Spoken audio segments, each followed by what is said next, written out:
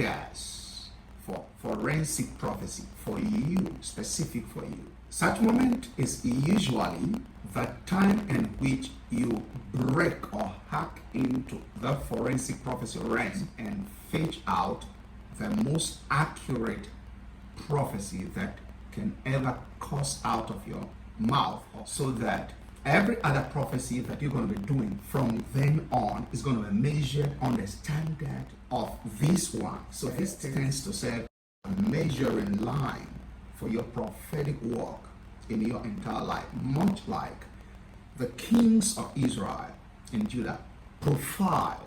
David served as the peak of the exemplification of the God kind of king. So that even with Saul being the first king and the rest of the kings of Israel and Judah, everyone was measured with reference to David. David became a measuring standard in terms of his life and form of a king that he was. So there is a prophecy that comes out of you, or will come out of you, one that is going to serve as a measuring line for the entire prophecies you're going to be releasing as someone in the prophetic office or in the prophetic faculty for the rest of your life. So that the next prophecy is going to be either better or deeper than that one, or exactly that one in terms of the quality or accuracy or quality of forensic level, or the next prophecy is going to be lower in terms of how forensic you have gone with reference to releasing or making the prophetic declaration. So there is a prophetic moment that defines your prophetic journey. For the prophet Isaiah, this came true in Isaiah chapter 6. It was a defining moment in the prophetic journey. And you need one, too, in case you've not cited yours. In the year that King Uzziah died, I also saw the Lord seated on a throne, as our prophet said, and he went on to say, the terrain of his clothes filled the temple. He said he saw the seraphim, and they had 6 wings. 2 that flew with at their feet. He said, one said to another, holy, holy. That was the kind of smoke that was released that filled the temple or the throne room of God. It was the moment that Isaiah gave the clearest description from the prophetic realm of an encounter that he had. And this was the moment that he underwent a transition to the next level, the realm where he was pitched for his entire prophetic life, which corresponds with the community sub-realm of forensic prophecy.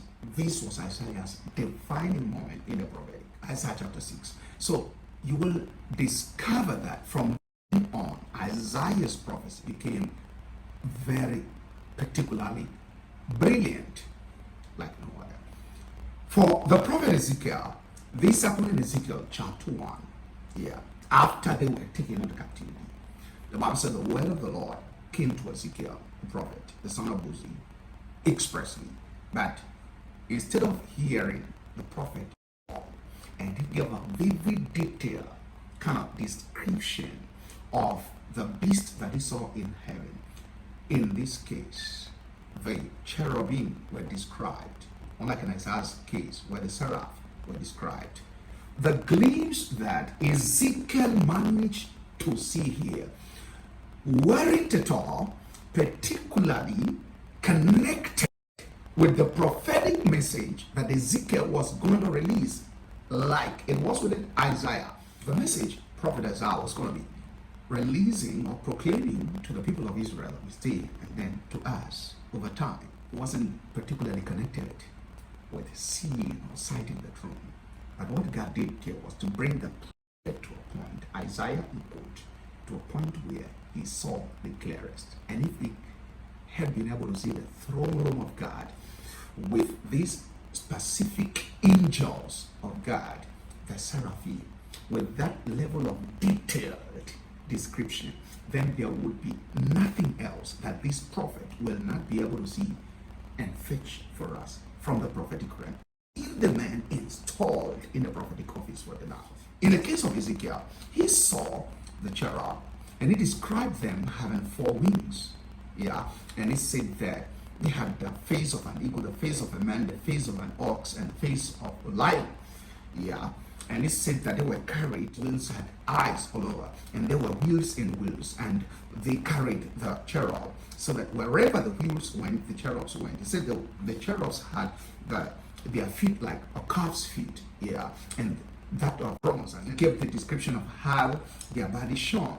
All God was doing was to bring the prophet to a point where he got into the highest depth of forensic prophecy that was attainable in that day. The prophet that he was going to be, that if Ezekiel can see these ones, then there was no way he isn't going to see any other thing that was going to be connected with the ministry into which he had been called for the now. Then when we talk about the prophet Daniel, I want to say this about them before I talk about how this corresponds with triggers, okay? Case of prophet Daniel. The man Daniel came into this when Nebuchadnezzar had a dream in Daniel chapter 2. You get me? And nobody could interpret it. Daniel wasn't known as that kind of a sage of a prophet until then. But when Nebuchadnezzar had a dream, and one of the magicians in Babylon, because they were looking for magicians to interpret their dreams, there are occasions in which that an issue comes up and people run to people that they feel honored to identify with, and they don't recognize the grace of God upon you. And this in part corresponds with the time when you have not been revealed. Remember that John the Baptizer, or prophet, was kept in or left in the wilderness until the moment of his showing forth on Israel. Daniel was also in the wilderness of the prophetic moment of his showing forth on Israel. Jesus was in the wilderness of the prophetic until the moment of his showing forth on Israel. That happened in the marriage in Cana. That moment comes, but it's for you to be able to identify the moment. Daniel identified this.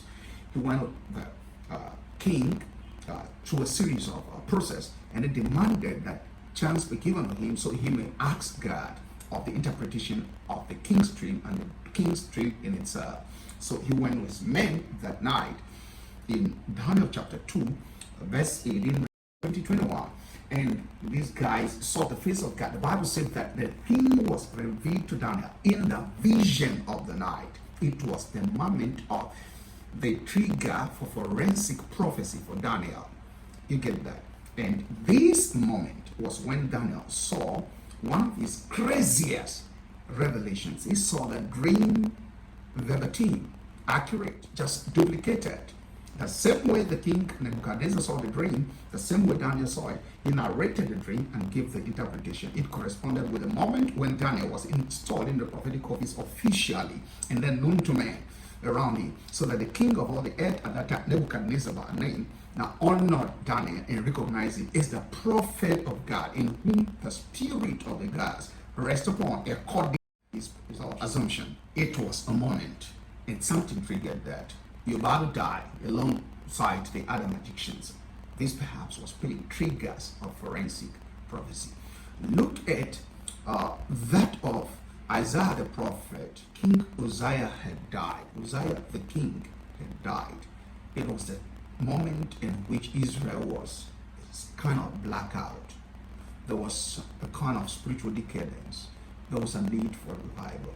This was when Isaiah was triggered into the realm of forensic prophecy and caught that forensic prophecy. No other prophet have ever been able to correct or edit. When you pick such prophet, the sharpest prophet on earth cannot edit it because it is correct. It's just like you write on paper and bring it before a professor, an authority in a faculty, and he has nothing to take out or add. It was a moment in which there was a need for revival. So when there is a need, it serves as a trigger. You get me? When people are sick and sick and sick, sometimes everybody's praying and miracles are not taking place, people are not being healed. It's a moment that triggers access to the forensic prophecy realm. What do you do at such point? Like Daniel, retire back days of prayer. This time, God isn't going to joke. No prophet was there. There was vacancy in that office. So when you look around, your mission will always create a vacancy. Yeah. And this vacancy, if you are able to identify it and then reach out for it, forensic prophecy will be triggered, open for you. That realm will be open for you, and you just burst in. So for the first time, you see yourself operating in another realm. You see yourself, if it's calling names, calling numbers. The first time, the prophet is not, you're expecting some great prophet to come and do this stuff, but here is the lead and nobody is there to do it. It corresponds with the moment because of your preparation. You just enter into this thing with faith and you open your mouth and God puts mystery in your mouth. You prophesy their names, prophesy their phone numbers, prophesy their house address for the first time. And the key is preparation ahead of time in this case. Whether it's going to be triggered by danger, whether it's going to be triggered by a need, whether it's going to be triggered by the Spirit of God pushing you into action. Daniel had a preparation before he decided not to defy himself. There was a separation for consecration. Isaiah the prophet wasn't seeing that deep, but he was hungry to see it. So there are defining moments that unlocks you to access the forensic prophecy realm. And once you come to this realm, the next thing is to maintain this realm. After maintenance is to crave for the power that follows. I declare the heavens open for your sake. It's your set time to fly. It's your set time to arise, a prophetic voice in this generation, like God raised Deborah in her days. In Jesus' mighty name.